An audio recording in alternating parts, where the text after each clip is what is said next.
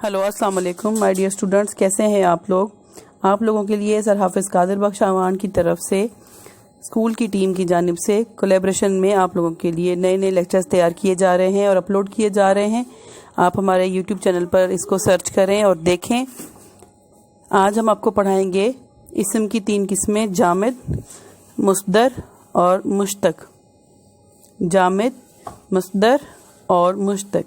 जामिद किसी भी इसम में जामिद के लिए इस्तेमाल होने के लिए मैं आपको बताती हूँ कि इसम जामिद वो इसम है जो ना तो खुद किसी इसम से बना हो और ना ही कोई इसम उससे बन सके, यानी कि ना वो किसी दूसरे वर्ड से बनता है और ना उससे ही कोई और वर्ड बनता है, बल्कि वो डायरेक्ट सेंटेंस में यूज होता है, सीधा सीधा जुमलों में इस्तेमाल किया जाता है। जामिद के मानी ठोस या जमा हुआ के हैं। जामिद उस इसम को कहते हैं जो ना तो खुद किसी इसम से बना हो और ना ही उससे कोई इसम बन सके, या हम इसको इस तरह भी कह सकते हैं कि वो इसम है जो ना तो खुद किसी कलमे से बना हो और ना कोई कलमा उससे बन सके। जैसे कि इसकी मिसाल है मेज़, कुर्सी, पेंसिल, किताब, कलम, चट्टान, चांदी वगैरह। अब देखें, मेज़ किसी लफ्ज़ से निकला नहीं है बल्कि खुद एक नाम है। अब ये सीधा किसी जुमले में ही इस्तेमाल होगा, ना कि इसको किसी और तोड़ के या जोड़ के किसी और लफ्ज़ में इस्तेमाल करेंगे। इसी तरह से कुर्सी जुमले में ही इस्तेमाल किया जाएगा। इसकी आधी अशकाल या इसके आधे हरूफ को इस्तेमाल करके कोई नया लफ्ज़ नहीं बनाया जा सकता, बल्कि ये खुद में एक मुकम्मल नाम है। तो इन्हीं मिसालों को इसम जामिद कहा जाता है, जैसे मेज़, कुर्सी, पेंसिल, किताब, कलम, चट्टान, चांदी वगैरह। अब आते हैं मस्दर। मस्दर वो इसम होता है जो काम के मानी देता है लेकिन उसमें कोई ज़माना नहीं पाया जाता। जैसे कि किसी काम में हम उसको इस्तेमाल करेंगे, हम बताएंगे कि ये काम हो रहा है, जैसे दौड़ना, भागना, लेकिन उस लफ्ज़ के बोलने में ये पता नहीं चलता कि ये कौन से ज़माने में है, माजी में, हाल में या मुस्तकबिल में, ये किस ज़माने में इस्तेमाल हो रहा है। इससे मुकर्रर कायदों के मुताबिक कई इसम और फेल बन सकते हैं, यानी इन चीज़ों को यूज़ करने से हम कई टेंसेस और सेंटेंसेस बना सकते हैं। मस्दर की अलामत यह है कि इसके आखिर में ना आता है, जैसे पढ़ना, लिखना, सुनना, देखना, रोना, गाना वगैरह।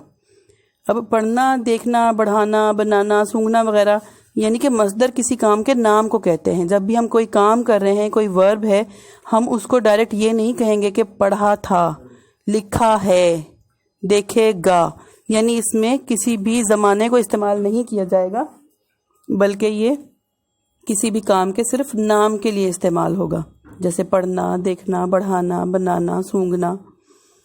मस्दर किसी काम के नाम को कहते हैं, यानी कि मस्दर वो इसम होता है जो काम के मायने देता है, काम बताता है कि ये काम हो रहा है लेकिन उसमें कोई ज़माना नहीं पाया जाता।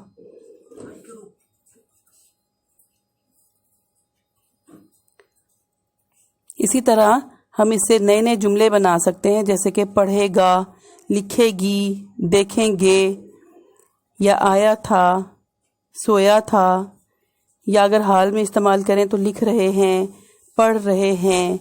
इसी तरह से हम इन लफ्ज़ों को, काम के नाम को जुमलों में इस्तेमाल करेंगे। अब हमारा आखिरी लफ्ज़ जो है वो है मुश्तक। मुश्तक के मानी निकला हुआ है। इसम मुश्तक उस इसम को कहते हैं जो किसी मुस्दर से निकला हो। अब आपने मुस्दर पढ़ा था कि पढ़ना, लिखना, यानी काम का नाम। अब काम के नाम को मुश्तक में इस्तेमाल करेंगे, यानी कि निकला हुआ में इस्तेमाल करेंगे। जैसे कि हम ये भी कह सकते हैं कि इसमें मुश्तक वो इसम है जो किसी मुस्दर से बना हो।